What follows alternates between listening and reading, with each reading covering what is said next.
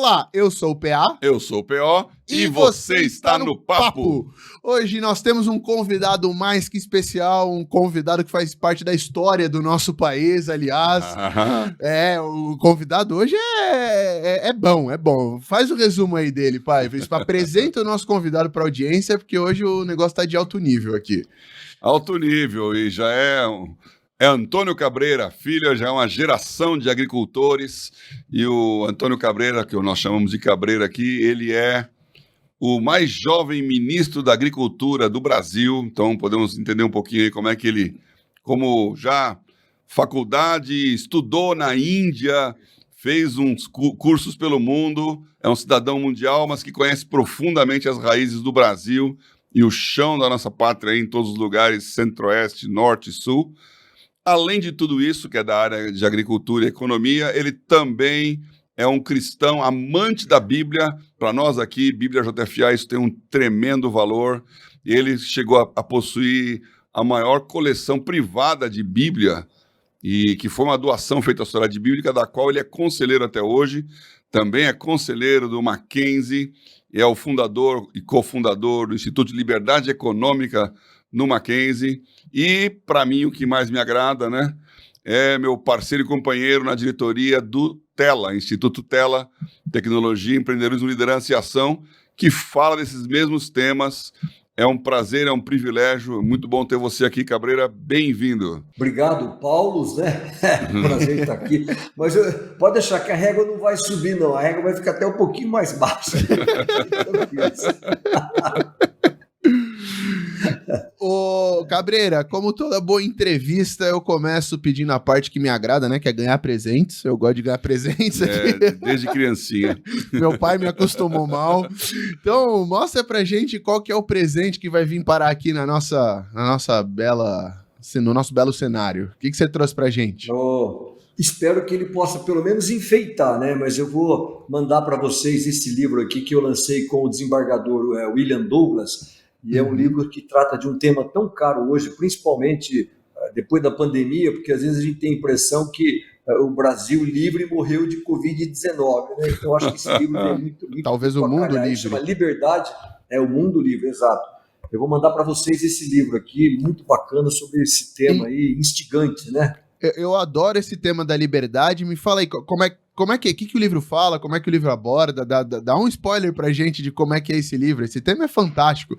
E o porquê liberdade? Por que você considera a liberdade algo tão fundamental? Talvez seja uma das palavras de mais difícil compreensão para os brasileiros. É interessante isso. Todo mundo, a liberdade é como a educação, ninguém é contra. Você nunca vai encontrar alguém dizendo assim, eu sou contra a liberdade, eu não pode. Não, todo mundo é a favor da liberdade, mas não há uma correta interpretação da liberdade em si, e às vezes quando você começa a falar algumas coisas, não, mas acho que isso aí não, acho que isso aí não pode ter, eu acho que isso aí não pode ter. Então o livro ele é instigante no intuito de fazer algumas provocações. Se você fala, por exemplo, com um advogado, você chega e fala o seguinte, olha, eu acho que não tem que mais ter exame de OAB. Não, mas como? Precisa ter exame de OAB porque é a OAB que garante a qualidade do advogado. Não é quem garante a qualidade, é a liberdade para que o cliente possa avaliar o seu advogado. Eu usei aqui um pequeno exemplo da rotina nossa. Uhum. Isso. Mas o livro ele trata desse tema ainda, infelizmente, mal compreendido pelo mundo, mas principalmente pelo Brasil de uma maneira geral. Eu acho que nesse tema aí da liberdade é um tema que eu acompanho muito, eu gosto de podcast, acompanho vários na internet aí, e eu vejo uma das liberdades fundamentais aí, não sei se os povos sabem, mas a liberdade de expressão sendo atacada flagrantemente aqui no Brasil. Aí eu queria te fazer uma pergunta, você aborda sobre liberdade de expressão nesse livro? É mais um conceito geral de por que a liberdade é boa para o desenvolvimento, ou por que a liberdade faz as pessoas prosperarem? Ou você chega a tocar nesse assunto da liberdade de expressão? Porque eu acho que esse é um assunto que está super em alta hoje, aqui no Brasil, até com os cancelamentos, com o que pode ser dito e o que não pode ser dito. Eu tenho uma versão meio radical de que tudo pode ser dito, mas queria saber a sua opinião sobre o assunto da liberdade de expressão. Sim, a gente aborda isso, abordamos a liberdade religiosa, e o que a gente tem que entender, assim, a liberdade como conceito, aí inclui a liberdade de expressão, ela não foi feita para os bons tempos, ela foi feita principalmente para os tempos difíceis, ou seja, os tempos de pandemia, esses tempos que a gente está vivendo agora. Então, pela primeira vez, a gente tem assistido pessoas sendo presas por crime de opinião. Isso não existe no nosso ordenamento jurídico. Então, a gente faz alguns comentários, principalmente o Dr. William Douglas, que é um desembargador federal, ele tem todo um conhecimento, um cabedal jurídico, mas a gente acaba opinando, dando assim a nossa indignação, e eu também sou muito radical na defesa da liberdade, porque a pessoa tem que ter a liberdade. A liberdade é uma coisa interessante, ela implica em escolhas. E você precisa ter essa liberdade para que você possa fazer as escolhas e você sofrer as consequências dessas escolhas. Talvez esse passo seguinte que a gente não dê no Brasil. Ontem eu sou, por exemplo, Gideão, e você chega, ontem eu fui fazer uma distribuição num presídio em São José do Rio Preto, 1.400 homens presos. Então, no primeiro momento, você fica assim, puxa, mas que coisa, você vai conversar com eles e tal, mas você tem que entender que na vida as decisões elas têm consequências e você tem que arcar com essas consequências. Em determinado momento a gente quer fugir dessas consequências, há uma vitimização, não foi bem assim, a pessoa teve uma escolha errada, é aí que a gente quer interferir, não podia ter feito isso, e a gente começa a restringir a liberdade. Agora tem uma coisa que eu vou te fazer uma provocação. Por favor. A liberdade, na minha opinião, ela não é ausência de restrições. A liberdade, ela tem restrições. E eu não digo restrições que são impostas pelo Estado, mas você tem que ter algumas restrições, e eu acho que aí que é o grande pulo do gato do norte-americano, quando ele conseguiu entender aquele que a gente poderia chamar de autogoverno. Ou seja, eu sei me governar. Então, vamos assim rapidamente dar um exemplo. Veja, bom, então liberdade, eu não tenho restrições, eu faço aquilo que eu quero. E eu vou sair por aí, então eu vou comer aquilo que eu quero, eu vou me empanturrar de doce, eu vou beber cerveja, o que for e tal. E ao mesmo tempo, puxa, eu sou um garoto aí, eu gostaria de estar namorando, eu gostaria de estar em forma e tal. Para mim estar em forma, eu não vou poder comer tudo aquilo que eu quero.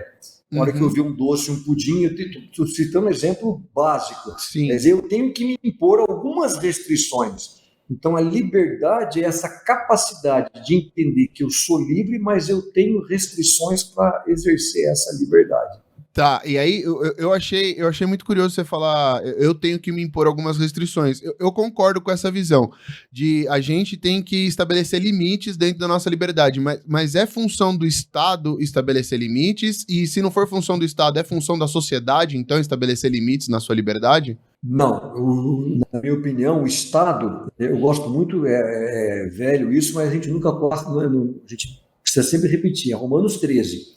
Eu acho que o Estado tem que atuar sempre ali, com dois grandes focos: ajudar, promover, estimular aqueles que fazem o bem e punir aqueles que fazem o mal. Então, se dentro dessa liberdade você toma decisões que estão causando problema aos outros, eu acho que o Estado tem que agir. E às vezes até com opinião, não que a pessoa tenha que ser encarcerada, a pessoa tenha que ser presa, não. Mas porque veja, a liberdade, é importante dizer isso, não é eu poder fazer aquilo que eu gosto.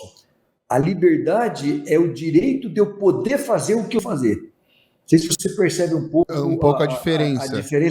A diferença disso. Então, eu acho que o Estado, o papel dele é, olha, eu exagerei na minha liberdade e aí eu falei o que não devia, aí eu tenho que arcar as consequências daquilo, um dano moral, eu ofendi alguma pessoa, vou responder um processo. Para isso você tem todo esse processo civil e judicial. Agora, isso não implica que você tenha que ser encarcerado, ou o caso, como você falou aí, do cancelamento, porque, afinal de contas, né, quem vai definir o que é verdade? Esse é o grande problema. O que é verdade? Por isso que está dando essa balbúrdia toda do Elon Musk lá com o Twitter. Com o Twitter. A gente está vendo todo mundo, nossa, que coisa e tal. Claro, aliás, eu até brinquei esses dias, eu acho que primeiro que o Elon Musk pode gastar o dinheiro dele do jeito que ele quiser. Né? Se ele quiser comprar o Twitter, então agora, o que eu acho é que você não pode banir essas plataformas. A gente quer sempre assim, você vê lá a CPI das fake news. Aliás, eu sempre tive uma dificuldade muito grande para entender essa questão do que definiu o que é fake news. Eu não sei se vocês têm facilidade, mas não, hoje Eu também. O que é ponto assim, de vista? O que é ponto de vista e o que é a verdade objetiva é uma coisa que demora muito para você chegar nela.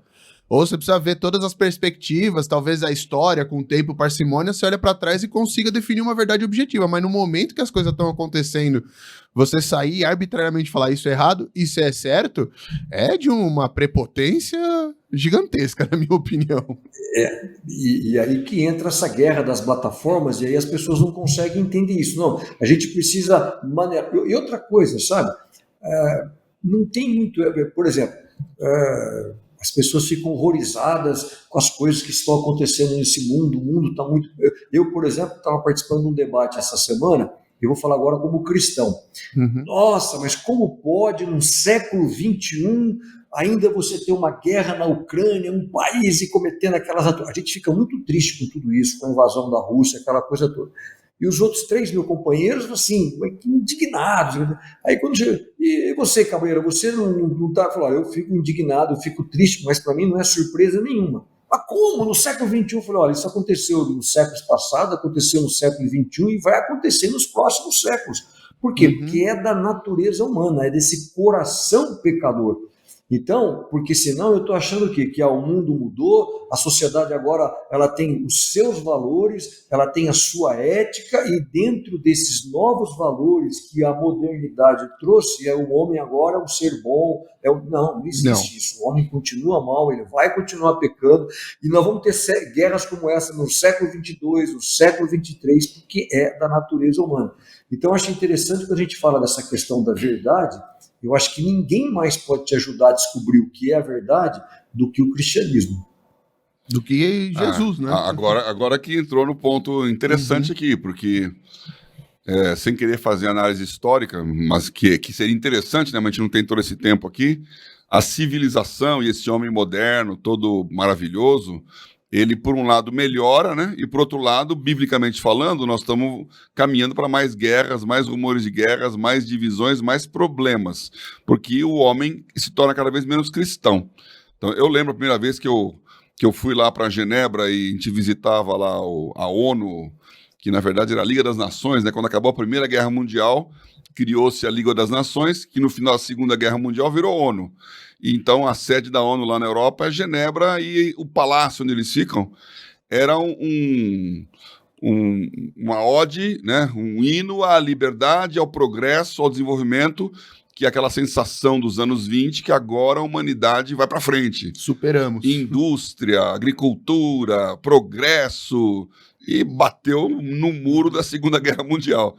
Então, o homem, ele sempre preza a liberdade, mas o poder e a liberdade de Cristo, que é conhecereis a verdade vos libertará, em Cristo somos verdadeiramente livres, e aí se espelha no próprio Estados Unidos, que começa com uma nação que preza a liberdade porque eles tinham a perseguição religiosa, né, como razão pela qual eles começaram lá a nação americana. E aí mistura aquilo que é o conceito de Deus com o conceito dos homens. Para terminar aqui, eu estava pensando nisso aqui, né? Acho que foi 30 de abril, teve de novo aquele jantar dos correspondentes da Casa Branca com o presidente, né? Que é o White House Correspondents Association, em que uma vez por ano toda a imprensa se reúne lá no Washington Hilton Hotel. Para zoar os presidentes. E o presidente vai e o presidente zoa os repórteres, e os repórteres tem alguém lá que vai zoar o presidente. Isso, humor, comédia, tirar uma com a cara do outro. Mas a intenção do programa é preservar a primeira emenda, né? O First Amendment, que é justamente... liberdade de expressão. Então, aí eles estão falando lá no começo, na parte séria do negócio, né? Nós estamos aqui preservando a liberdade de expressão, porque essa é a razão de ser da democracia. E nós somos a maior democracia do mundo, nós somos, né, os líderes do mundo livre de novo com a palavra liberdade aí. E a expressão da liberdade eu posso falar mal de quem eu quiser, e não vai ter um problema porque eu falei, porque é uma opinião. E aí, o zoador da noite era o Trevor Noah, que é um sul-africano, né, negro, E aí, então, a primeira ele coisa... apresenta o Daily Show lá, ele faz humor. Ele mora nos Estados Unidos, mas ele vem da África do Sul, né? Então ele até brincou que muito bom ver todo mundo aqui, e eu vim aqui como uma variante africana nesses tempos de Covid infectar vocês aqui. Ele é muito bom fazendo humor às vezes. E aí o Joe Biden fala, olha, você pode falar o que você quiser, que você não vai sair daqui preso. E aí, então, ele começa na zoação. Então, esses limites da liberdade, né? Não é um limite externo, é um limite interno, como o Cabreira colocou, né? Eu tenho que ter um limite, porque vida em sociedade é limitante. Sim. Então, eu não estou sozinho no Canadá, faço o que eu quero. Eu tenho um monte de gente à minha volta, a minha liberdade está cerceada pela existência de outros ao meu lado que também têm direito à liberdade. Ou seja, quando a minha liberdade interfere a liberdade do outro, eu tô atravessando uma linha que eu não devia atravessar. A clássica frase, que a minha liberdade acaba onde começa a do outro. E aí, como é que a gente convive em sociedade com isso, né? Mas, Paulo, sabe que era tão irônico? Eu acho que a gente deveria convidar o nosso Supremo para participar desses jantares lá na Casa Branca, para eles verem como que o lombo arde e ninguém faz nada, a coisa corre frouxa. Porque é uma coisa interessante isso que você está falando. Aliás, assim... Cuidado para a gente não rir muito aqui, senão a gente vai preso, hein? Aí a régua subiu demais. Mas eu acho interessante que essa expressão civilização ocidental, ela não existia. O que se usava era cristandade. Era assim que se chamava. E foi a cristandade que trouxe esses valores. Então, a civilização ocidental, a nossa civilização, ela não pode viver isolada dessa fonte original lá do cristianismo. E o que a gente está tendo é um deslumbre de como isso está ficando quando você está se distanciando dessas raízes. Porque um erro hoje, para mim, brutal das nossas elites, eu digo até elites intelectuais, é atribuir esse sucesso dessa civilização ocidental lá atrás, daquilo que a gente chamava de cristandade, porque foi o aperfeiçoamento progressivo da natureza humana, os avanços da tecnologia moderna, mas a natureza humana ela não melhorou, pelo contrário, ela é caída e ela nunca, ela vai continuar assim. Né? E tanto é que, Paulo, eu acho assim, incrível os americanos terem trazido esse conceito, como você colocou lá, fugindo das perseguições, vieram com esse ímpeto, né? E eles colocaram isso tanto na Constituição como na Declaração da Independência. Lembra que todos foram criados iguais e nós temos alguns direitos, olha que expressão, inalienáveis. A gente nunca para isso. Quer dizer, eu não posso transacionar, eu não posso vender, trocar, ninguém pode me tirar isso. Relativizar. E esse direito foi dado pelo Criador. É isso que eles dizem lá. Então, quer dizer, daí você vem o direito da liberdade religiosa, é dado por Deus. E aqui, às vezes, a interpretação que eu tenho é que a liberdade religiosa é dada pelo Estado. O Estado me dá um alvará para que eu possa funcionar. De repente, o Estado chega e fala, não gostei mais do estatuto aí da Igreja Batista, da Assembleia de Deus, e não vai funcionar mais. Então, isso é uma tolerância religiosa. A verdadeira liberdade é aquilo que eles têm lá. E o resultado, na minha opinião, desta liberdade, eu não acho que é questão tanto cultural, como eles falam, é por entender o significado dessa liberdade, eles são o que são. Eu sempre gosto de usar essa figura. Talvez o maior salto técnico da humanidade foi os Estados Unidos ter colocado um homem na Lua e ter trazido ele de volta. Nenhum outro país até hoje conseguiu fazer isso. Então, essa liberdade, aí você vai para frente, pode falar o que for da China, mas se você pegar hoje, mais da metade dos medicamentos humanos, eles foram feitos lá nos Estados Unidos. Bom, para mim, Paulo, eu vou falar um negócio que pode até causar um pouco de polêmica, mas você tem visto aí, por exemplo, agora a China voltando nessa questão aí dos lockdowns. Para mim, é exatamente o país que usou só vamos dizer que a vacina chinesa, entre aspas, que tinha uma imunidade extremamente baixa. Não teve essa pesquisa, então eles trabalharam ainda com uma tecnologia. Essa liberdade é que traz essa verdadeira inovação. E a Covid-19, para mim, é um exemplo claro do que foi a inovação, né, Paulo? Trouxe a vacina. Você imagina se nós tivéssemos esse surto de Covid-19, sei lá, 40 anos. Não, dos nossos avós. Imagina isso. Ninguém ia ter delivery. Você já imaginou isso? Né? Hoje você estava lá em casa, no isolamento, você pegava um telefone, vinha alguém entregar uma comida. Ia ter telefone também. Há 40 Você anos. fazia tours virtuais, você podia visitar um museu, enfim, né? Você tinha um streaming lá, um Netflix, Reunião, um Amazon na sua trabalho. casa. Reunião, Zoom, essas coisas. Então, a inovação, ela facilitou muito esses obstáculos que a natureza vai impondo a gente, como é o caso de uma enfermidade dessa, né? Ô, Cabreira, eu queria voltar um pouquinho aqui então, porque aqui no podcast, em outros episódios, aliás, vou fazer um disclaimer, depois vou para minha pergunta. Você falou sobre dessa relação entre o Estado e a religião, a gente trouxe o Tiago e o Jean Regina ali, com aquele livro, A Laicidade Colaborativa Brasileira. Você que nunca viu, clica aí que ele vai falar qual que é exatamente essa relação entre o Estado e a religião e por que que não é o Estado que permite a religião acontecer. É outra coisa, não é o Estado que garante o nosso direito. Essa tolerância religiosa, nós não estamos sendo tolerados pelo Estado. Nós temos um direito acima dele, né? Exato. E aí tá tudo bem explicadinho no podcast deles, mas o que a gente conversou em outros podcasts aqui, Cabreira, e a gente nunca aprofundou, a gente já falou como a liberdade, e aí o que você falou que é a cristandade, né, ou a sociedade judaico-cristã, que gerou esses valores de liberdade, que trouxeram desenvolvimento econômico, desenvolvimento social, desenvolvimento tecnológico, e tudo isso gerou o mundo de hoje ocidental como a gente conhece. Só que eu não sei se a gente chegou a já se aprofundar, e era a pergunta que eu queria fazer, por que que a liberdade faz com que essas coisas se desenvolvam? Por que que a liberdade faz a gente prosperar, progredir, melhorar, e a falta de liberdade faz o contrário? Por que que a liberdade é importante? Porque a liberdade é a única maneira de você cumprir o mandato cultural. Se você não tiver liberdade, aquele mandato cultural é uma coisa incrível que Deus dá a nós, a mim, a você, no início da Bíblia. Ele vem e diz, olha, eu nunca me esqueço, uma coisa interessante, eu tenho esse trabalho voluntário, como o Paulo falou, lá no Mackenzie. E uma das coisas que o Mackenzie fez, um pouco antes da pandemia, foi ter lançado o maior centro hoje de pesquisas do grafeno. O grafeno é um negócio incrível, você já deve ter tido ideia. O grafeno ele é 200 vezes mais resistente do que o aço, ele tem uma condutibilidade térmica 10 vezes maior do que o cobre e é o elemento mais leve da natureza. Então, daí você começa assim, a viajar as 1001 utilidades que o grafeno tem.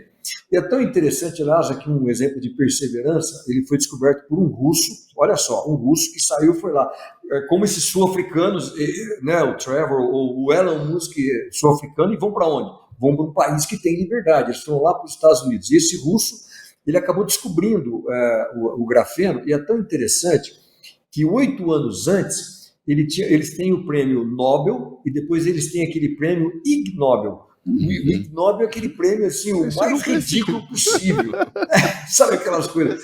E ele, o Andrew Geim, que é esse russo, ele tinha ganho o prêmio anos antes, o Ig Nobel, porque ele estava fazendo uma pesquisa de raios, não sei o que fazia uma rã saltar. Um negócio que você faz. E ganhou o prêmio Ig Nobel. E anos depois ele vem e ganha o prêmio Nobel de física com a invenção do grafeno. Mas eu estou dizendo tudo isso que ele contou todas as qualidades do grafeno e de repente ele para e fala o seguinte, aí uns estudantes lá do Mackenzie, mais de 5.000 pessoas tinham aquela palestra incrível sobre inovação, pesquisa de ponta e tal. Aí, olha, de tudo isso, qual que é a coisa assim que mais impressionou a você? Aí ele vira assim, olha, o que mais me impressionou é que o grafeno ele sempre esteve presente na natureza. Eu apenas descobri o grafeno. Isso é um negócio incrível. Isso é o quê? Isso é liberdade que traz esse conhecimento, que traz essa inovação. Ou seja, se você pensar bem, todas essas coisas que hoje existem, elas já poderiam ter existido lá atrás se tivesse tido liberdade, porque o lítio que faz um celular já estava lá na natureza, o grafeno já estava lá. Então é através dessa liberdade que quando o Estado vem, ele impõe regras, ele impõe... E se a gente pensar bem, as grandes inovações, elas não vêm do Estado, elas vêm de pessoas comuns, né? Que está revolucionando o mundo hoje? Sei lá, você pega o Instagram, o Facebook, a Amazon, é gente que foram pessoas empreendedores da sociedade, empreendedores que criaram. Agora, eles precisam ter esse ambiente de liberdade. Você pega garotos brasileiros, não sei se você sabe, um dos cofundadores do WhatsApp é um brasileiro. Um dos cofundadores do Facebook. é um brasileiro, pô. Então, o Brasil não tem, porque não tem ambiente, a molecada sai daqui. Por isso, eu acho que, assim, o pessoal às vezes brinca, não, a China vai ultrapassar os Estados Unidos. Eu não acredito nisso, sabe por quê? Pela questão da liberdade. Essa liberdade de lá é um imã de atrair gente do mundo inteiro, de atrair sul-africano, coisa que você não vê na China. Quem que hoje, qualquer garoto de ponta falando, eu vou me empreender na China? Pelo contrário, você está vendo empresas... Aliás, nenhuma dessas empresas de alta tecnologia, não sei se você sabe, elas não podem funcionar na China. A China não tem Facebook, a China não tem Instagram, eles têm aqueles equivalentes copiados que lá funcionam e são monitorados pelo governo. Pelo Estado, pelo governo. Então, na realidade, hoje a China, o que é? Uma excelente copista. Né? Eles copiam as coisas, melhoram um pouco. Roubar patente também, né? Roubar patente dos outros. Quais são os prêmios Nobel da China? A gente para e vê que não tem, né? E aí, você falou um negócio muito curioso, então. Você falou a sociedade judaico-cristã gerou a liberdade que cria todo esse desenvolvimento. E aí eu vou trazer aqui mais para o nosso quintal. Então, não sei se essa é uma pergunta que eu devia estar fazendo, mas eu vou fazer porque eu gosto muito do assunto. Tô vendo. Hoje ele tá falando como nunca. Aqui. Então, pai, na hora que você quiser, você fala calado. É minha vez de falar, eu fico quieto aqui. Agora é minha vez. Vou cortar a liberdade dele aqui. Pode cercear a minha liberdade. Que esse é um assunto que eu gosto. É verdade, ele gosta muito. Você estudou relações internacionais, morou nos Estados Unidos. Eu fiz parte de debate sobre a importância da liberdade, aqueles índices de liberdade econômica, liberdade de empreendimento. Eu já vi você falando sobre isso também, eu sei eles na cabeça. Outra coisa que você falou agora, que é um dado que eu não vou saber achar ele agora, mas todas as grandes descobertas, nenhuma delas foi o Estado tipo investindo e falando, vai pesquisar isso para descobrir. Todas foram pessoas que estavam pensando em alguma coisa, elas foram lá e descobriram. Quando o Estado fala, a gente precisa descobrir se põe um monte de dinheiro, ou até a empresa, uma empresa qualquer vai fazer research and development lá e põe dinheiro, você não consegue atingir a descoberta só colocando recurso. Parece que é uma coisa meio divina, de dentro das pessoas, assim. Então, eu entendo muito o que você fala do fato da China talvez não conseguir ultrapassar os Estados Unidos, porque eles não têm essa liberdade para desenvolver. Mas aí, falando de Brasil, vamos parar de falar dos outros falando de Brasil. Deixa eu só fazer um parênteses, já exercer meu direito aqui. Não despeça a sua pergunta, não. Tá bom. É só para aproveitar esse gancho aqui. Eu já falei isso muitas vezes no Tela, acho que o Cabreira já me ouviu falar, né?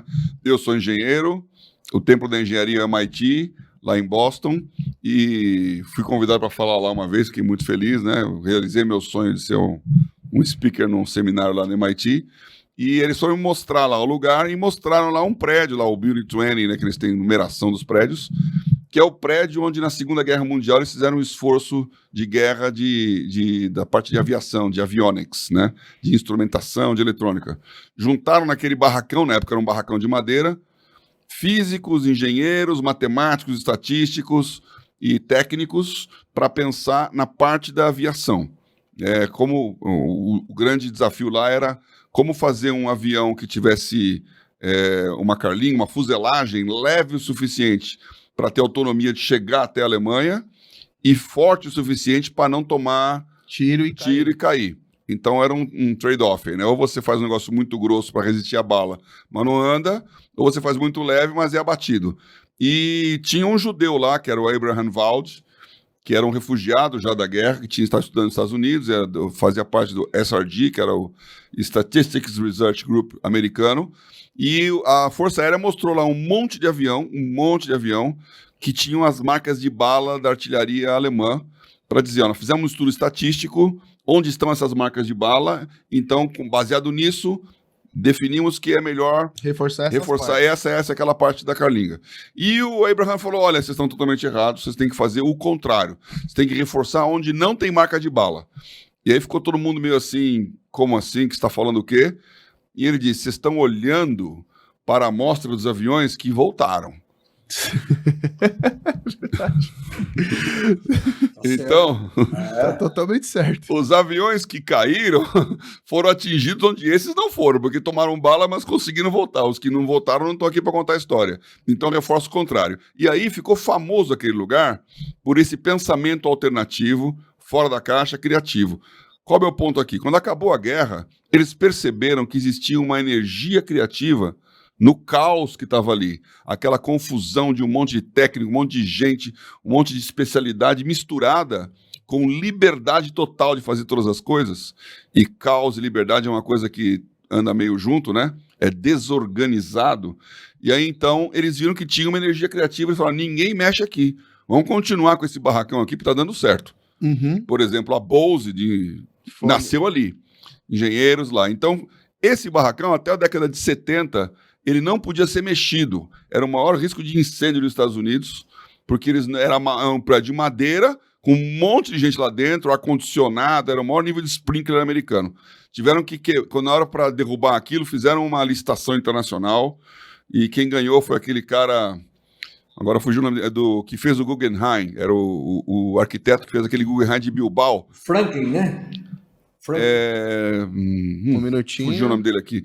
Não o Guggenheim americano. Não o Guggenheim de Bilbao, que é aquele prédio todo laminado, assim, uma estrutura toda maluca. Frank Gehry. Frank Gehry, acho que é o de Bilbao. Frank Gehry, é isso aí. E aí, então, hoje você vai lá e vê o prédio que ele construiu no lugar para tentar capturar essa liberdade.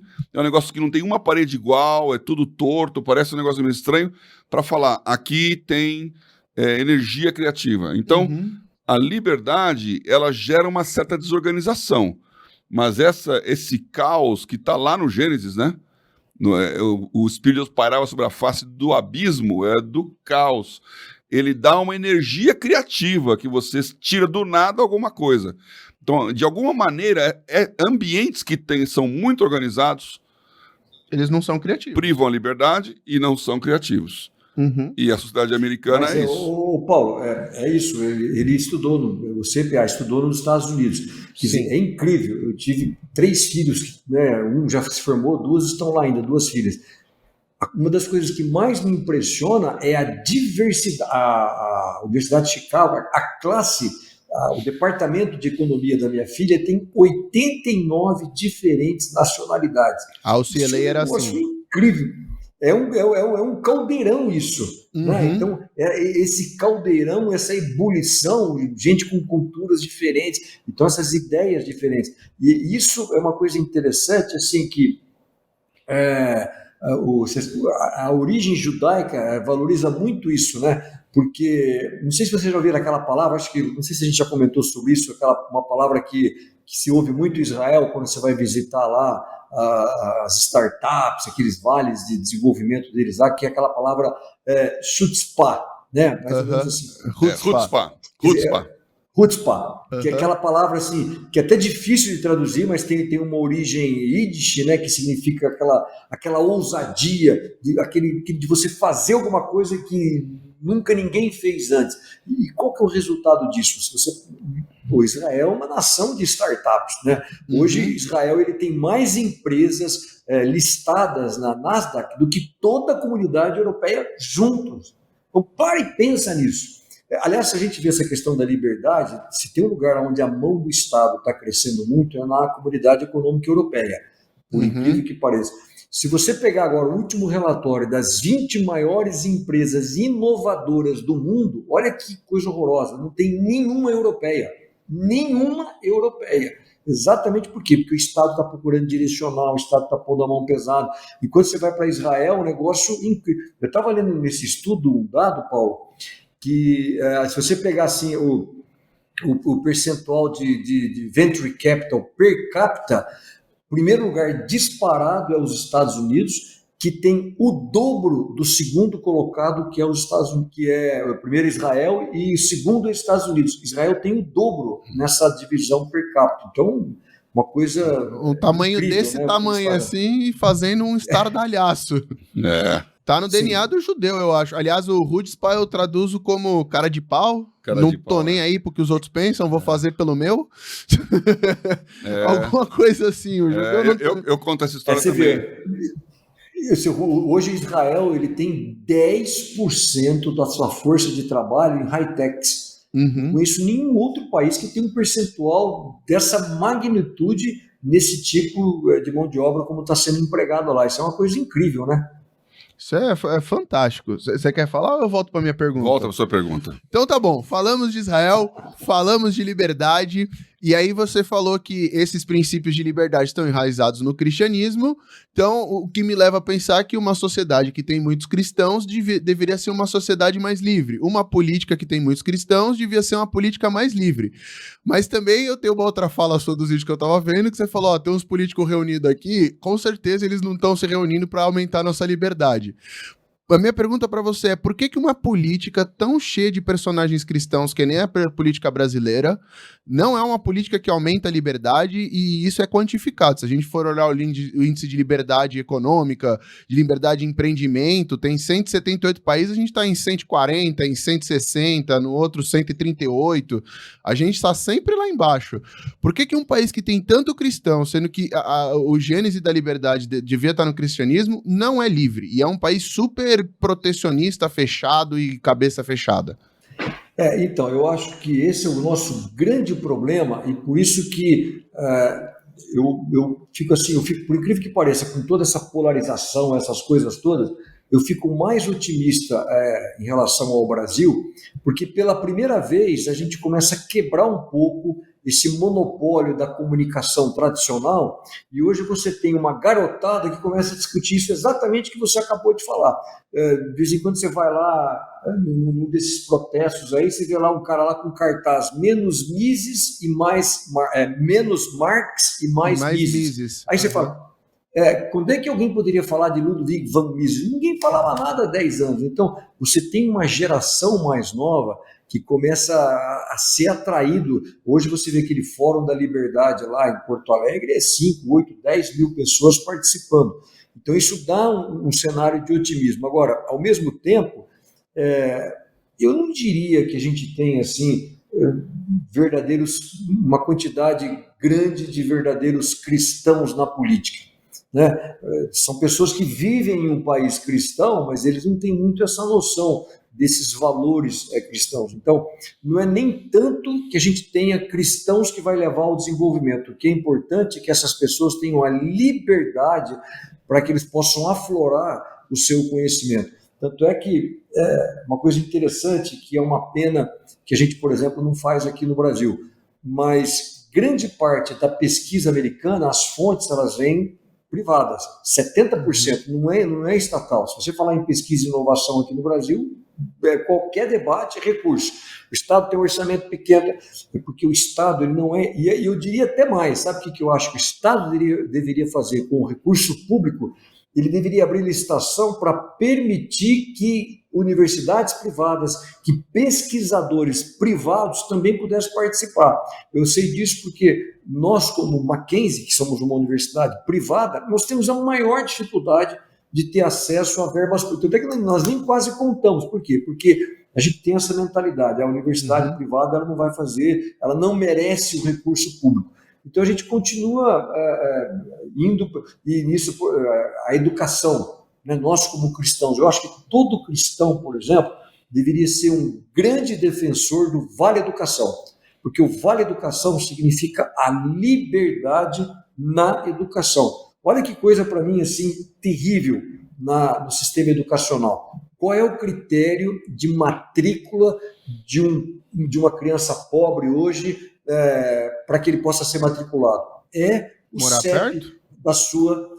Como? Morar perto? É o CEP da sua... Ele é obrigado, é o CEP da sua residência. Ele é obrigado, o pai, a matricular o seu filho na escola mais próxima da sua casa.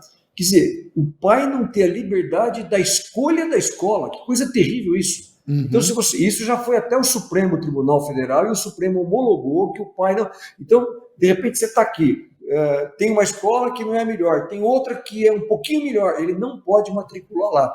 Então, essa falta da liberdade, se cria um mercado cativo, né? Sim. E aí o professor ele Qualidade, usa o braço, ele sabe que obrigatoriamente o aluno vai ter que sentar ali naquele banco escolar. Então essa falta da liberdade, você não tem qualidade no ensino.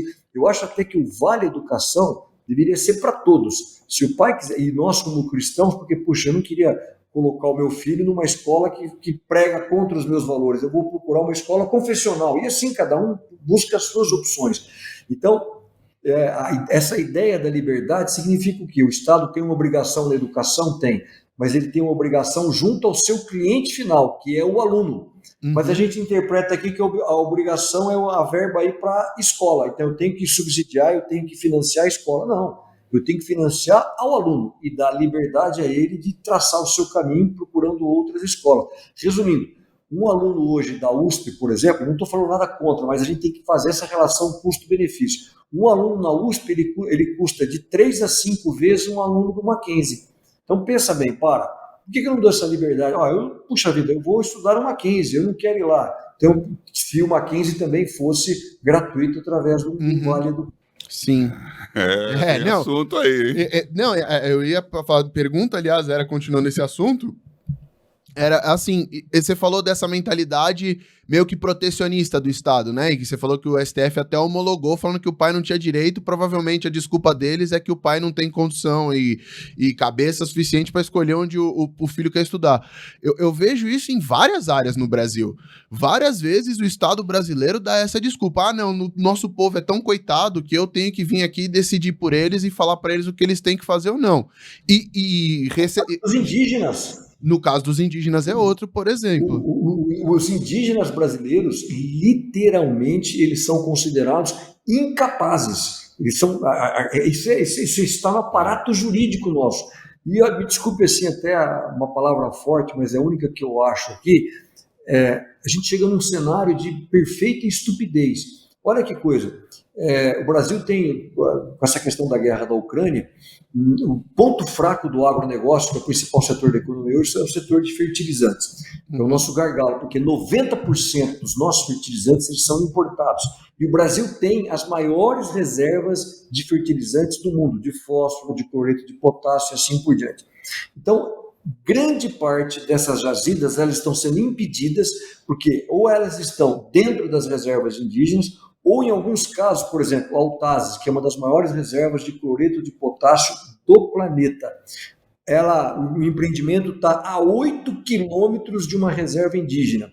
E aí o Ministério Público entendeu que se estabelecer esse empreendimento vai influenciar uma reserva indígena. Mas por que eu estou dizendo isso? Então, literalmente assim, não pode explorar, nem que seja próximo de uma reserva indígena, então a gente intoca, vamos ter que importar de fora. O segundo maior fornecedor nosso de fertilizantes, depois da Rússia, é o Canadá. E sabe qual que é isso que eu te disse, o cenário da estupidez? É que grande parte dos fertilizantes trazidos do Canadá são explorados em reservas indígenas. Indígenas. Então, os índios do Canadá, eles são empresários, eles têm essa liberdade. Se você vê o padrão de vida de um índio canadense, é uma coisa assim, altíssimo. Altíssimo, e o nosso aqui está vivendo. Não tem nenhum segmento da sociedade hoje, infelizmente, que vive nesse cenário de extrema pobreza, muito mais do que qualquer favelado do Rio ou de São Paulo. É a questão, eles não têm saneamento básico. E por obrigação. O cara não pode escolher querer sair disso. Então, ele é um incapaz. Então, você vê, e olha que o artigo 23 lá da Convenção dos Direitos Humanos fala que todos têm o direito a um trabalho, menos os indígenas brasileiros, porque eles não podem nem trabalhar nas suas próprias terras. É uma coisa, assim, sem nexo e sem razão. Não pode ter carteira de trabalho, né? A minha irmã, ela participou, isso já faz um tempinho, né? Décadas já foram, ela é da Universidade, da Unifesp, né? A Escola Paulista de Medicina, e eles têm um trabalho pioneiro no Xingu. Então ela participou para poder capacitar os indígenas a serem assistentes de saúde. E foi a primeira vez, deu até no Jornal Nacional na época, primeira vez que um índio podia ter uma profissão com carteira no Brasil, que era assistente de saúde, para ele mesmo poder ajudar lá. E aí ficou aquele negócio, você não podia nem ter uma pessoa formada e capacitada como um técnico de enfermagem, enfermeiro, índio para cuidar de índio, porque ele era incapaz. Porque ele não pode ter, ele tem que ser tutelado pelo Estado. Então, esse assunto rende no Brasil, porque imagina a quantidade de terra e de riqueza que está lá parado, né? Só para dar um número, Paulo, assim, uma figura. A agricultura, se você tirar a produção de carne, a pecuária, só a agricultura, que bate recordes, né? Soja, açúcar, laranja, essa coisa toda. Nós usamos, em média, aí, 54, 56 milhões de hectares. O que nós já temos de áreas demarcadas, não são futuras reservas, mas que já são reservas de indígenas, ninguém vai mudar, dá 117 milhões de hectares. Então, basicamente, a gente tem, já temos o dobro de áreas em reservas indígenas daquilo que a gente usa na agricultura. E você não vê nenhum tipo de produção, nada. Eles são terminantemente proibidos. E, aliás, a gente tocou aqui, passando na questão da liberdade religiosa. Tenta você, como missionário, entrar numa aldeia indígena, para você ver como a gente não tem liberdade religiosa. Mesmo até que os indígenas, eu sei disso, o sofrimento que a gente tem, por exemplo, para fazer traduções da Bíblia, a gente quer mandar um tradutor para lá, você tem que passar pela FUNAI, o Estado tem que autorizar para que você possa entrar numa reserva indígena. E quando entra, você não pode levar nenhum símbolo religioso. São coisas assim, então, é o Estado tutelando. Mesmo que uma comunidade indígena fala, não, mas eu quero que venha um pastor aqui, nós temos uma igreja aqui, tem uma comunidade que é cristã, que é evangélica. Mesmo assim, o Estado impõe restrições. É um absurdo. É o contrário dos Estados Unidos, né? Que lá os índios que mandam na gente, né? Você lembra? Você vai lá na reserva do Grand Canyon lá. Você vai lá no Grand Canyon e você tem que fazer o que eles querem, onde eles querem, na hora que eles querem pagar o dinheiro para eles. Você não pode nem parar para tirar uma foto que o índio não deixa lá. Não, é só comentar aqui nesse papo podcast. Tenho certeza que a garotada que está assistindo aqui, eu sempre gosto de usar esse exemplo, que é o Hard Rock Café. A molecada gosta, usa camiseta. Quem que é dono do Hard Rock Café? É uma tribo indígena, os Seminoles da Flórida. Então eles são empresários, eles têm negócios, indústria de suco de laranja, indústria hoteleira. Paulo, lá no Canadá, olha que o Canadá ele é um estado progressista. Né? O Canadá, sim, as escolas cristãs têm tido uma série de dificuldades. Está preocupado com o meio ambiente, o Trudeau lá, um cara assim, né, lá na frente. Totalmente progressista. Brasil, aquela coisa. Lá, para você ter uma noção, Paulo, eles dão isenção total de imposto de renda para alguma empresa que se estabelecer dentro de uma reserva indígena. Olha que coisa incrível isso. Aqui nós estamos assim, não pode proibir. Lá, eles fazem o contrário, eles dão incentivo, eles dão subsídio fiscal para quem se estabelecer dentro de uma reserva indígena. Então, para incentivar a economia... Para incentivar a economia daquela reserva. Empreendedorismo, que chegam recursos, enfim, eles entenderam que é essa prosperidade econômica que vai resolver. E como é o que resolveu o problema. Assim, resumindo, um projeto que eu vi lá no Canadá, com esses indígenas, com os Cris, eles estão recebendo de royalties 2,5 bilhões de dólares. Um negócio, assim, é um número inimaginável, esse projeto que eles estão fazendo agora, estão assinando agora esse contrato. Eu fiz uma conta de padaria, 2,5 bilhões de dólares, é o orçamento da FUNAI, que é o órgão nosso nacional para cuidar de toda a questão indígena do Brasil por 21 anos. Então, um projeto em uma reserva indígena tem recursos de 21 anos de toda a atuação da FUNAI. E aqui a gente poderia estar fazendo tanta coisa, explorando camarão, explorando... a garotada aqui, né? Puxa, vamos conhecer o Pico da Neblina, que é um marco dentro da geografia brasileira. Você não pode visitar, não sei se você sabe, né? Ninguém pode, como brasileiro, você como brasileiro não pode visitar o Pico da Neblina. Por quê? Porque ele está dentro de uma reserva indígena. Puxa, libera para os índios, essa molecada que gosta de track, fazer escalada, vamos fazer um negócio lá para o Pico da Neblina, não sei o quê, o maior pico do Brasil, aquela coisa toda. Libera, é uma fonte de recursos e de riqueza, você não pode fazer. Não, realmente é muito, muito estranho. Tá, e aí a minha primeira pergunta para você foi, então, por que a gente não vê esses princípios de liberdade numa política que tem tantos cristãos? E aí eu vou inverter a pergunta, então. Por que você acha que uma população tão cristã é tão suscetível a populismo? Depende, assim, o que você chama de populismo. Né? Eu acho que a gente precisa entender um pouco isso. De uma certa maneira, a gente às vezes tem já uma ojeriza. Né? Você fala populismo, a pessoa já... Né? Depende, aquela história do globalismo e da globalização. Eu vejo diferenças nisso. Por exemplo, para mim, a globalização, eu acho que é um negócio irreversível. Né? São os mercados, o trânsito de mercadorias, eu poder comprar onde é mais barato, ter essa liberdade, ter esse acesso aos mercados que a gente não tem. Aliás, eu sempre gosto de brincar. Se você quer sempre resolver esse problema imigratório que a gente tem aí, que é um negócio gigantesco, acho que a melhor maneira que tem era você abrir o mercado desses países pobres. Então, nós estamos tendo um problema de alguns países da África. Qualquer produto que vier lá da África, daquele país, vai ter alíquota zero para entrar aqui na Europa. Ela não faz isso. Ela continua tendo um mercado. O que acontece? Você evita o trânsito das mercadorias, você vai fazer as pessoas cruzarem as fronteiras, porque você está criando um bloqueio. O acesso à riqueza. Agora, se você falar assim, o globalismo, o que é o globalismo? O globalismo, para mim, é aquela quebra da soberania das nações, onde uma elite mundial, a gente vê muito isso na ONU, ideologia, né, às vezes na Unicef, quer enfiar a goela abaixo algumas coisas. E aí, assim, para nós, inclusive, como cristãos e conservadores, é muito interessante o que está acontecendo na África. A África tem ela tem um número grande, 54 países, então ela está sendo uma barreira natural a esse globalismo, porque, olha, não, peraí, educação aqui não, você não vai querer dizer como que eu educo os meus filhos aqui. Aqui nós temos aquela questão do aborto que eles tentam colocar na Unicef, a própria Organização Mundial da Saúde, porque o que está acontecendo na África é um negócio, assim, eu acho que a gente precisa, esses dias eu estava vendo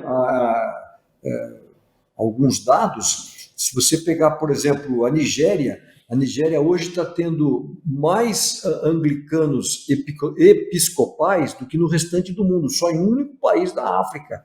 Um negócio, e eu estava vendo assim, o que os Estados Unidos perderam de metodistas em 5 anos, não sei se foi o Tanzânia, ganhou em 1 ano também de metodistas. Então os números são assim, você tem uma explosão hoje do cristianismo na África e vai poder contrapor.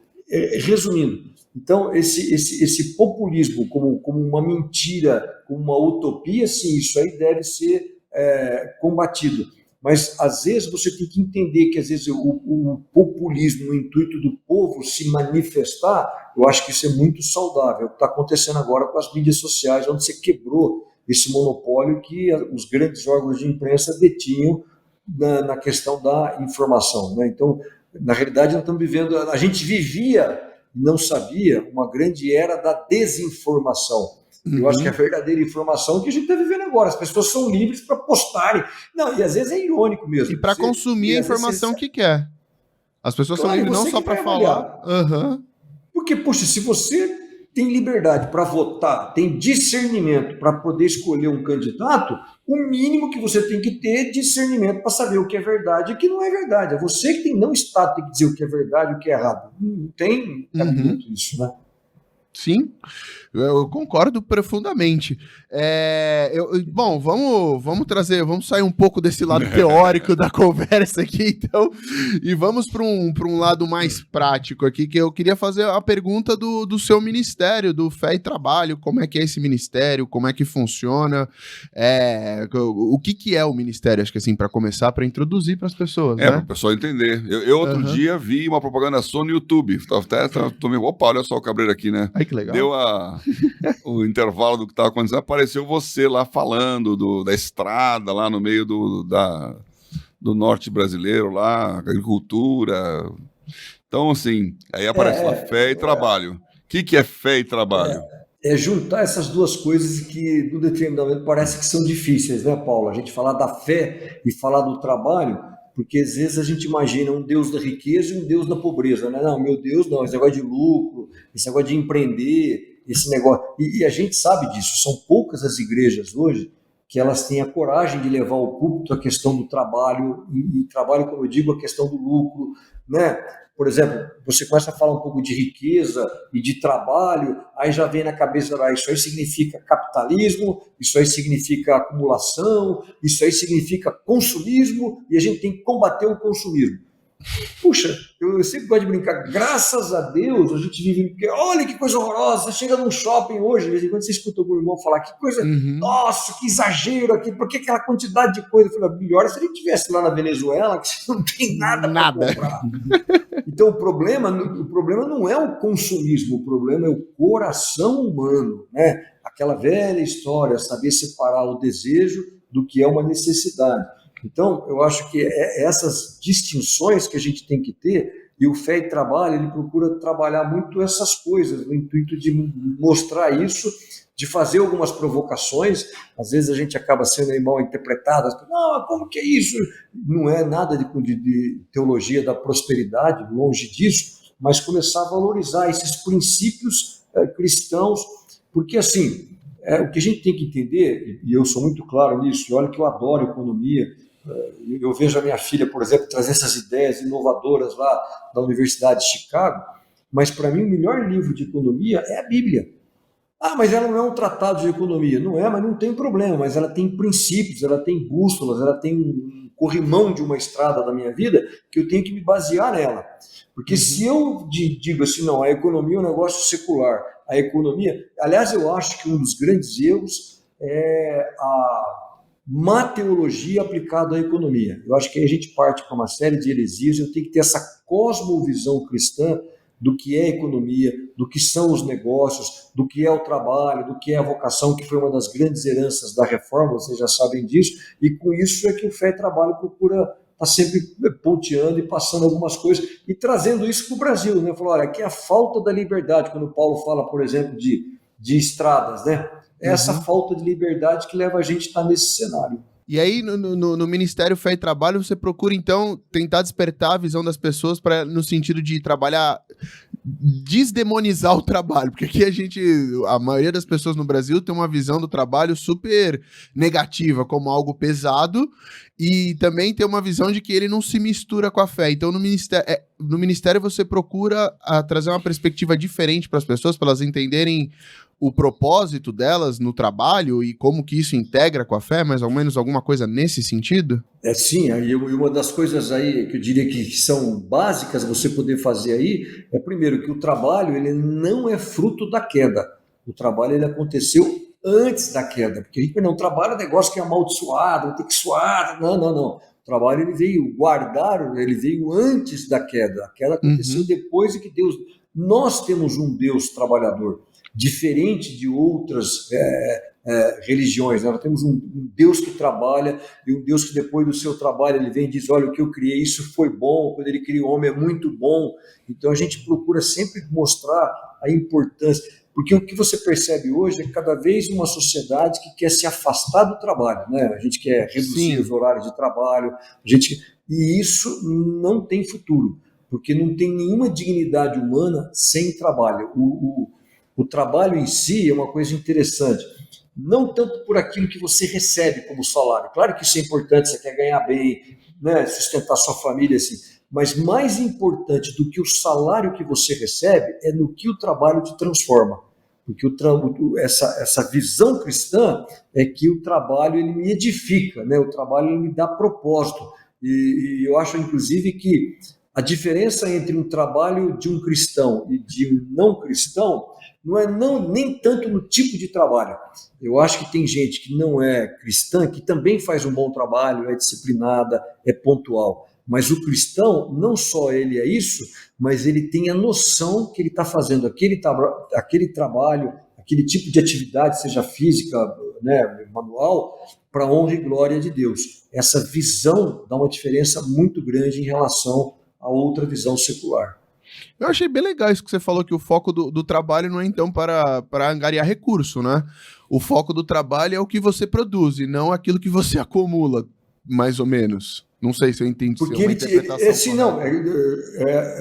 estou dizendo assim, que claro que é importante o que você ganha, mas não pode ser o mais importante. E é isso que entra a vocação. Né? Quando eu estou na vocação certa, eu consigo encontrar um propósito na vida. Eu não consigo entender uma pessoa que diz que encontrou o seu propósito se ela não tem algum tipo de trabalho.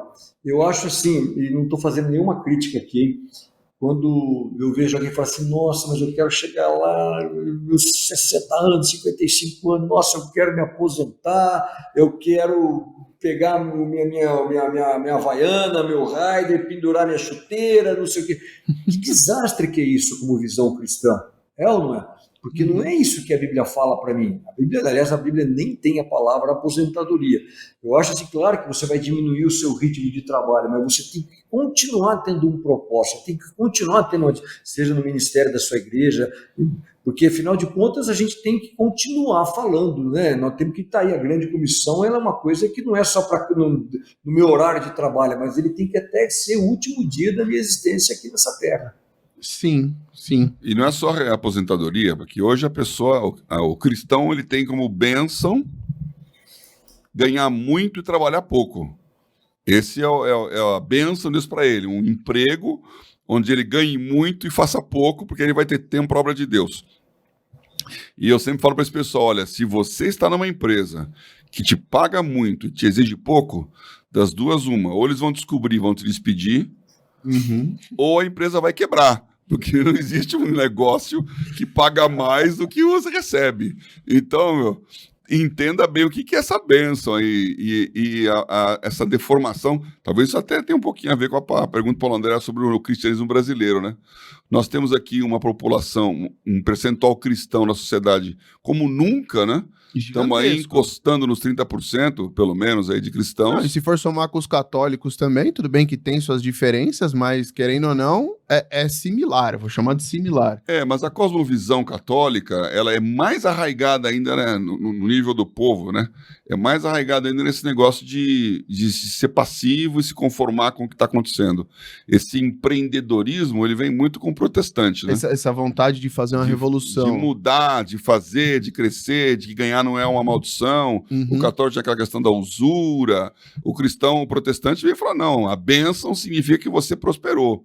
Então, agora isso aqui no Brasil desvirtuou para um cristianismo funcionário público, né? Quer dizer, a bênção é um emprego que dê muita regalia. E eu não trabalho. E eu não tenho a produção.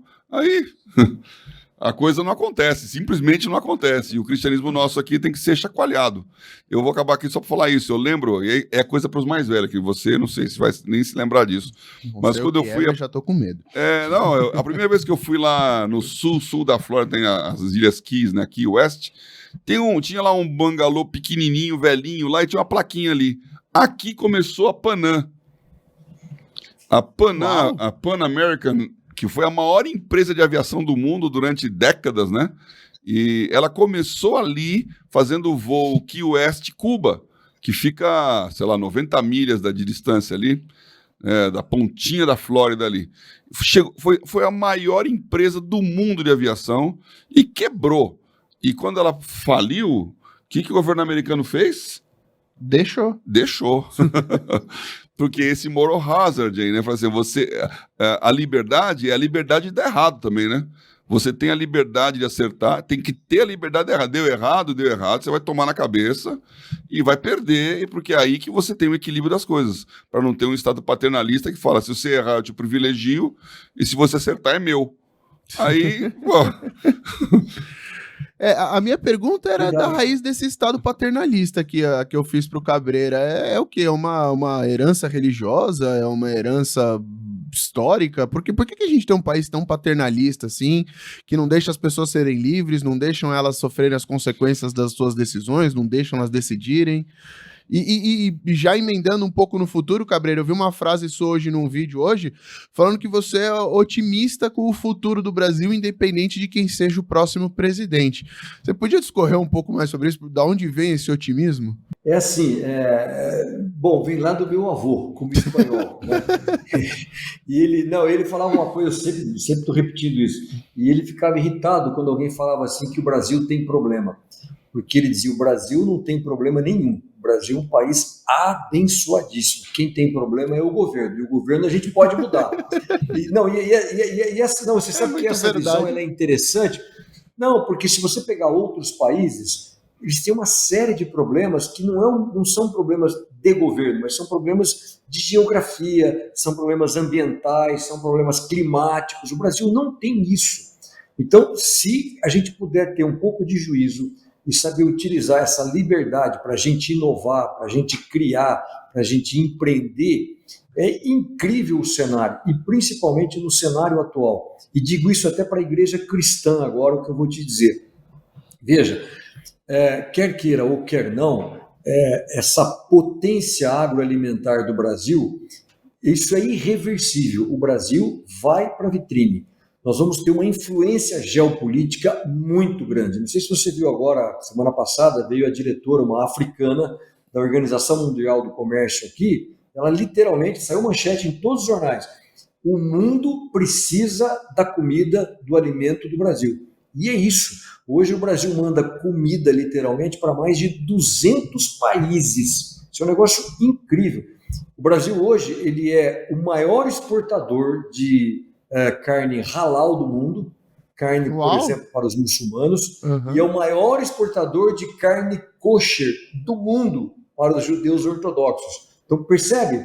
O Brasil, com nós somos a maior experiência de miscigenação racial, então isso não tem esses conflitos. É que eu estou te falando, você é o maior mercado de abastecer os muçulmanos e você é o maior mercado de abastecer os judeus. Isso é uma coisa incrível. Estou dizendo aqui algumas. Então, nós vamos, quer queira ou quer não, a gente tem esse protagonismo, principalmente depois da pandemia e depois da guerra da Ucrânia. A guerra da Ucrânia reacendeu algo que eu acho que fica pelos próximos 10 anos, que é aquela questão da segurança alimentar que vinha depois da Segunda Guerra Mundial. Hoje as nações eles estão aprendendo que é o seguinte, olha, precisamos garantir a comida. Então tem que você ter uma noção, depois da guerra da Ucrânia, 59 países já impuseram algum tipo de restrição às exportações dos seus alimentos, preocupados. O Brasil foi o único país que até hoje não colocou nenhuma restrição na exportação de comida. Por quê? Porque nós conseguimos abastecer 200 e tantos milhões de brasileiros e mandamos comida para mais de 1,5 bilhão de habitantes no resto do planeta. Então isso vai dar um protagonismo, quer queira ou quer não. E nisso eu acho que nós, como evangélicos e como igreja cristã, teríamos que saber aproveitar. Eu, por exemplo, estava brincando em um programa, como se hoje eu fosse ministro, ministro da Agricultura, porque veja, eu estava até brincando antes que eu me esqueça, falei, nossa, se eu fosse ministro da Agricultura agora, eu ia anunciar que o Brasil está produzindo em torno de 300 milhões de toneladas de grão, que é um negócio incrível.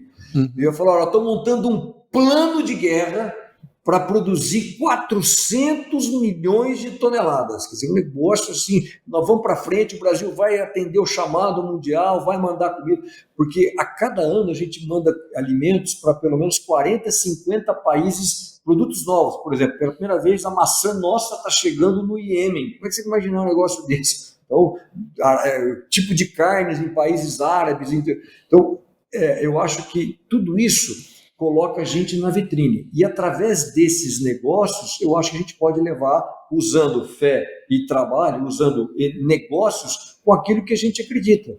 Então, o David Livingstone, ele já falava muito isso na África, né? Junto com o comércio, você levar os valores que garantem aquele comércio, direito de propriedade, liberdade, essas coisas todas. Então, eu sempre gosto de usar, eu falo muito da janela 1040, que qualquer projeto missionário vai falar da 10. O que tem lá na 10? Está o maior percentual dos povos não alcançados. Mas o que você tem lá? Os povos mais pobres, você tem os maiores índices de desemprego. E uma das principais culturas agrícolas, por exemplo, que você tem na janela 1040 é o café. E o Brasil é o maior produtor e o maior exportador de café do mundo. Então, olha como a gente pode transacionar com a janela 1040 através do café, e através do café a gente pode levar. Ninguém está fazendo proselitismo, mas eu acho que a gente pode dar um testemunho daquilo que a gente é e daquilo que a gente acredita. Tremendo. Uau. Isso aí. Realmente. Olha, deixa eu fazer propaganda aqui já do Tela também, porque você que está me ouvindo aí é jovem, você fica pensando, poxa, mas eu não sou fazendeiro, como é que eu faço, né? Exatamente, foi a pergunta que eu fiz para ele. Como é que a gente aproveita esse momento, então? Como é que a gente chega lá? Você tem que pensar o seguinte, olha, eu não tenho todas as estatísticas na cabeça também, mas já vi isso algumas vezes. Os Estados Unidos está chegando já no nível máximo de produtividade, porque ele não tem mais terra para poder plantar, está tudo que pode plantar plantado, e a produtividade tecnológica está chegando no limite. Ela sempre cresce, né, como a gente até falou do governo americano, mas você vê que a taxa de crescimento já está começando a inclinar. Aqui no Brasil você tem muita terra ainda para ocupar, E mesmo que não ocupe terra nenhuma, você tem uma produtividade para aumentar imensa. E a produtividade aí é tecnologia. E você pode ter uma empresa, uma startup, um negócio, sem ter um hectare de terra para plantar, você pode estar ganhando dinheiro com o agronegócio brasileiro, pensando em tecnologia. Você pode pensar em drone para poder fazer o monitoramento e até os fertilizantes. Você pode pensar em sistema de irrigação, em micro-irrigação. Olha lá para Israel, né, que é tudo deserto e é um dos reis da tecnologia agrícola do mundo. Então, você jovem que está pensando em aproveitar esse negócio, faça parte dessa indústria do lado tecnológico. E aí, em qualquer lugar que você está, isso é possível. Se tiver alguma dúvida lá, tela, negócios e missões. Vai aparecer o arroba. Aliás, o Fé e Trabalho também vai aparecer o arroba aí, o editor vai pôr também, para vocês poderem entrar e ver. Tem um blog, né, com textos muito legais também. Passando. Mas olha que legal isso que o Paulo acabou de falar, só para complementar. Esses dias, porque a gente fala assim, mas eu não calço botina, eu sou do asfalto, não tem problema. Mas as suas ideias, elas podem gerar inovações. Esses dias um garoto, ele estava com uma ideia e ele vai levar isso adiante, porque vai dar certo, porque, por exemplo, na área de criação de suínos, um dos problemas que você tem é a pneumonia nos leitõezinhos novos, que é um negócio, que são granjas que você tem, então de repente você tem um barracão, você tem 500 leitões ali dentro e você não consegue saber qual que está com pneumonia, aquela coisa toda.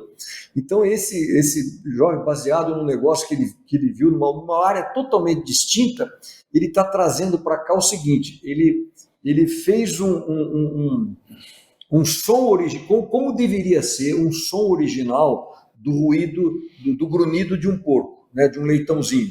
E o que acontece? Porque quando o leitãozinho ele pega algum tipo de pneumonia, ele muda o seu grunhido, ele vai tossir, ele vai raspar, como a gente...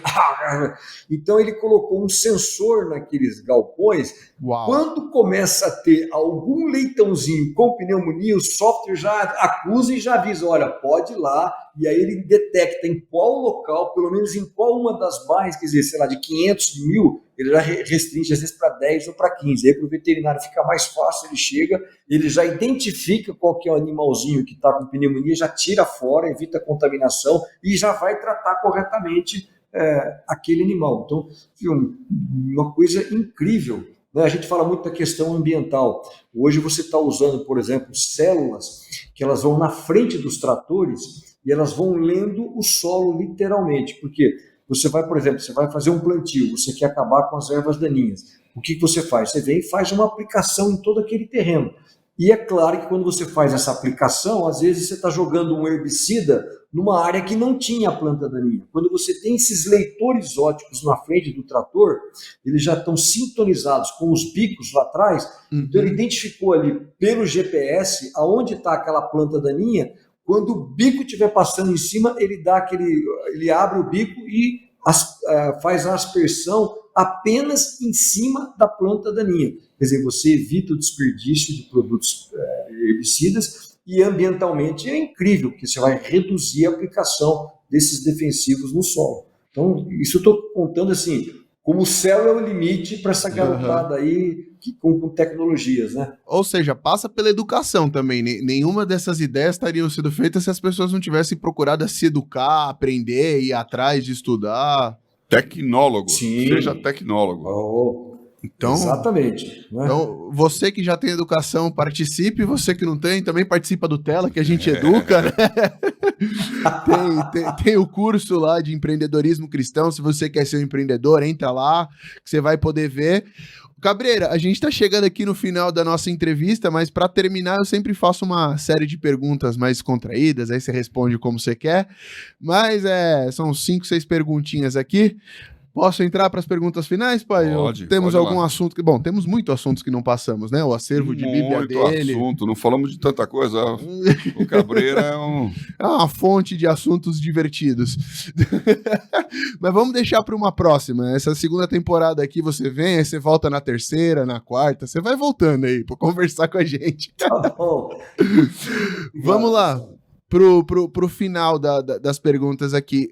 Uma viagem para qualquer lugar. Para onde você iria? Que lugar que você escolheria? Olha, primeiro, Brasil. Nossa, esse país tem tanta coisa. Agora, recentemente, eu fui para Marzagão. Vocês já ouviram falar de Marzagão ou não? Eu Não. não. Marzagão, então, olha só, Marzagão é uma cidade que está no Acre e é a única cidade que você tem até hoje uma cerimônia que comemora o combate dos mouros contra os muçulmanos. Olha, Uau. No Acre? ela foi uma cidade transplantada em 1780 lá do Marrocos, quando Portugal perdeu a soberania e tinha uma cidade inteira de cristão português e o rei não sabia o que fazer, ele transportou essa cidade inteira para o Acre. Então, eu falo, tem muitos lugares do planeta que você poderia visitar. E até hoje essa cidade lá, ela mantém todos aqueles hábitos, aquelas lutas, tanto é que eles tiveram que entregar aquela possessão pelo domínio muçulmano, né, que teve lá. Então, estou dizendo, o Brasil tem tantas coisas para a gente conhecer, eu acho que tem muitos lugares que a gente precisa visitar primeiro. Aqui dentro do Brasil, então, seriam seus destinos de viagem. Sim. Uma coisa que te motiva, ou que te mais motiva? Que mais te motiva? A família. Eu acho que quando a gente lembra da família e filhos e construir alguma coisa, deixar um legado, isso é uma motivação que eu acho que para todo cristão, né? Eu acho muito bonito quando a Bíblia fala que o homem de bem, ele deixa uma herança não para os seus filhos, mas ele deixa uma herança para os filhos dos seus filhos. E não é uma questão material, a herança de exemplo, de trabalho, de legado. Então isso é um combustível que eu tenho, a família, o filho e as filhas e a esposa. Muito bom. Se essa é a coisa que mais te motiva, então, qual que é a coisa que mais te irrita? Política. Deve estar bem irritado comigo. Eu fiquei a primeira meia hora só perguntando de política. Não, a política no sentido, assim, egoísta, né? Porque a verdadeira política, quando você faz política com a sua esposa, com a namorada, você faz política no trabalho, mas a política no Brasil, ela ficou um negócio corporativista, né? Então ela defende interesses de classe apenas, a gente não tem aquela visão diferente. Do servidor público. Hoje, e aí o próprio Congresso Nacional é aquele que eu brinco. Hoje, toda vez que o Congresso Nacional se estivesse reunindo, ele está restringindo alguma liberdade nossa, e não deveria ser assim. Acho que nós tínhamos que ter como o sino da liberdade, né? O Liberty Bell lá dos norte-americanos, eles contavam, né? Eles tocavam lá, hoje a Assembleia lá da Filadélfia vai se reunir, vamos ficar atentos para ver se eles não vão tirar nenhuma liberdade. Foi essa a essência que está baseada no texto de Êxodo, né? Está baseado em Êxodo 25, que fala, vai para as praças, clama, grita por liberdade. Isso que está escrito no Liberty Bell. Eles tocavam aquele sino para exatamente isso, fica atento para que ninguém tire a sua liberdade. Cuidado, políticos trabalhando. A gente esse é um sinal ótimo. Aquelas plaquinhas, né? Esses dias me contaram outra, viu, Paulo? E de vez em quando a gente tem aquelas plaquinhas assim, não alimente os animais, né? Você está lá no armário e tal. Aí alguém falou, temos que colocar aqui no Congresso Nacional, não alimente estas empresas, porque às vezes você vai lá também, é só subsídio, é só não sei o quê. É muito verdade. A minha visão dos nossos políticos é que eles são a nobreza que a gente tem aqui no Brasil, eles ficam lá, nobres, no alto, e o povo fica aqui embaixo se lascando.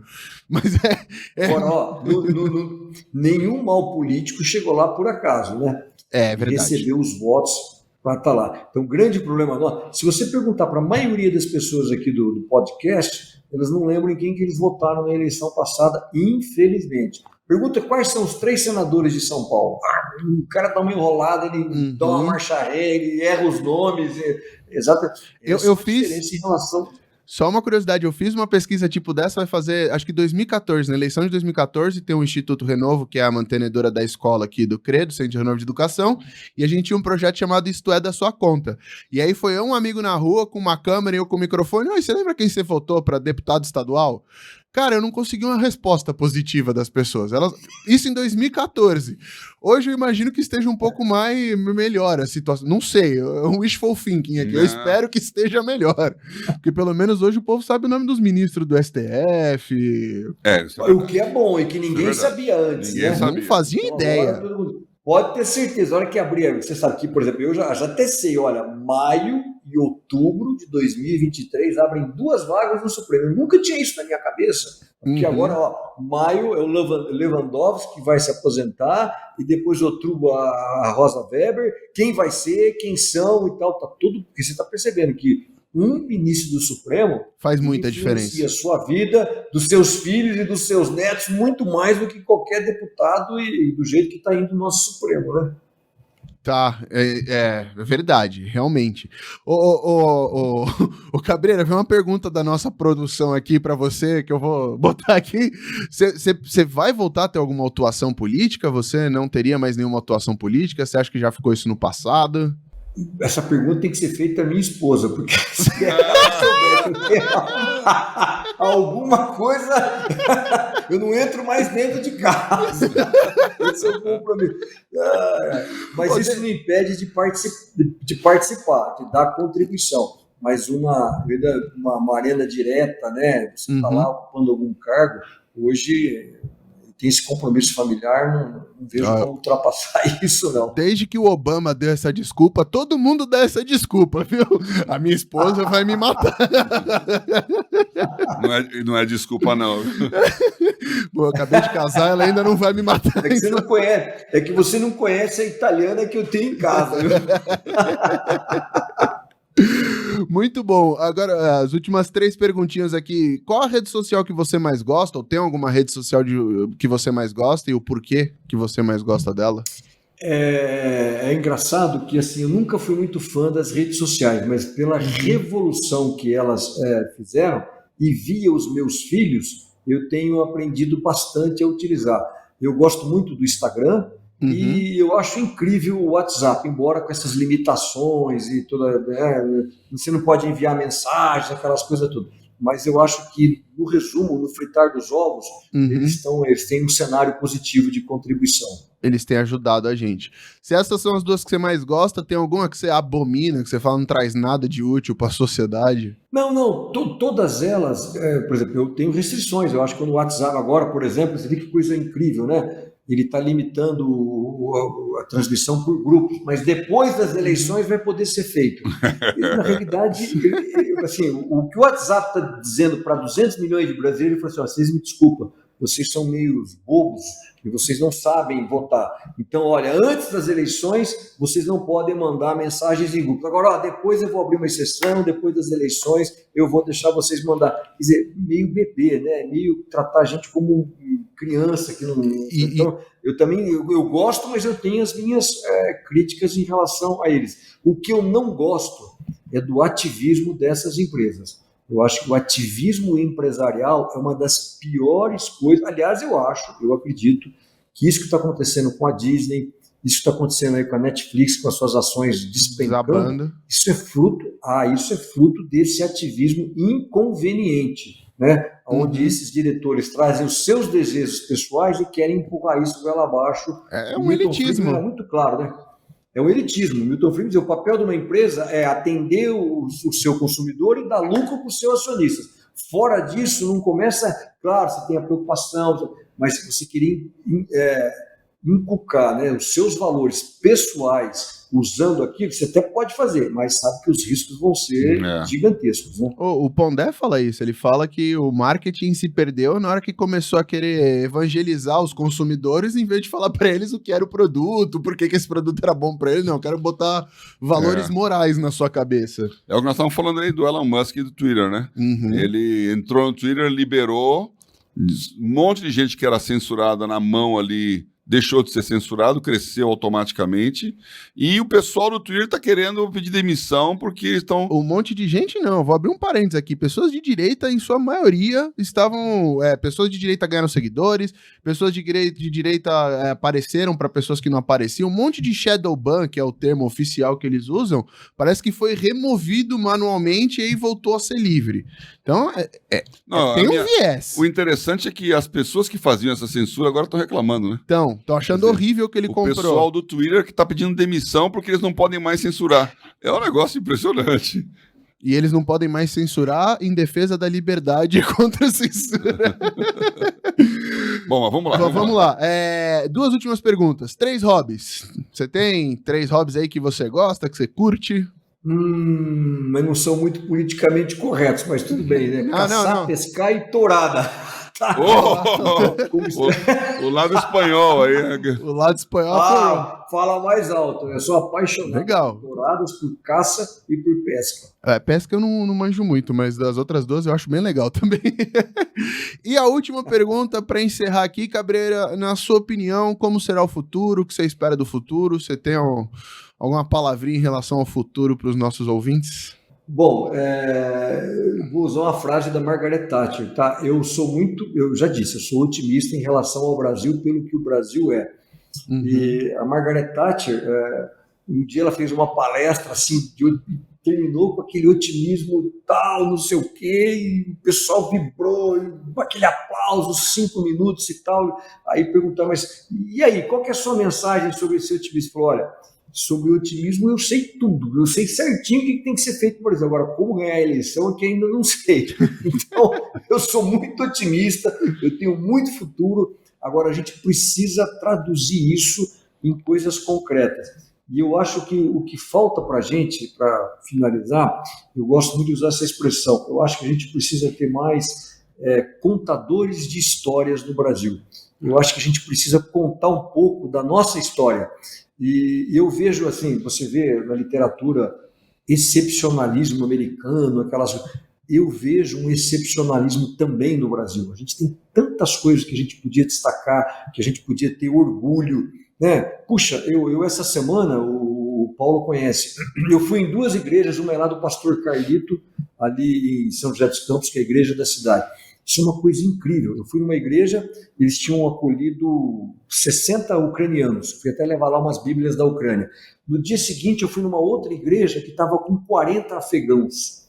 Então, você vê, que coisa incrível. A gente não atenta para isso, né? Uhum. Se existe um sentimento, por exemplo, dentro do brasileiro, é esse sentimento de solidariedade.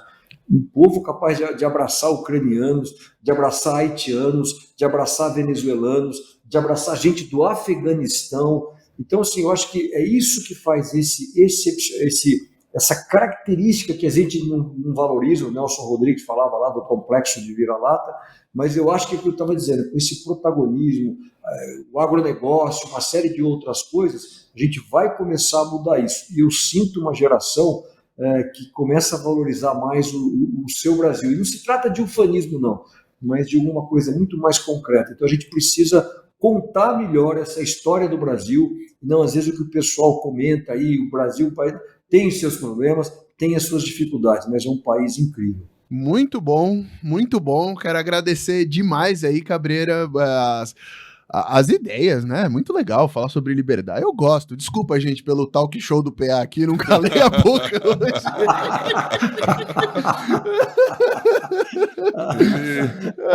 Realmente. Falou mais do que você hoje, né, Paulo? Ele usou geralmente mais o tempo, né? Vocês viram isso aí, né? Vocês já perceberam que o Paulo André gosta do assunto. Mas é isso aqui, o papo cara. É isso. Cada hora é um negócio, né? Estávamos com o Ademar falando de música, eu podia até tocar hoje. Cantou, tocou com ele. Aí eu fiquei quietinho, porque, né? Vou falar o quê? E agora com o Cabreira, e a cada papo nós temos alguém que traz algo relevante para o Brasil, para o nosso cristianismo, para a igreja brasileira. Obrigado, Cabreira, por estar dando esse tempo para a gente aqui. Estamos juntos. Um abração, gente. Fiquem todos com Deus aí. Um abraço, viu? Foi um prazer. Um prazer. Gente, só um aviso no final, ó. O link do Fé e Trabalho tá aqui na descrição. O link do Tela também tá aqui na descrição. Então, você tem Instagram, Cabreira? Quer pôr um Instagram aí? Quer falar de mais alguma coisa para deixar? Só o Fé e Trabalho. Não, só o Fé, o @fé.trabalho. Entra lá, pode criticar, pode sugerir, fica à vontade. Aí é liberdade total. Ninguém vai ser excluído, não. Maravilha. É isso, gente. Obrigado e tchau, tchau. Até.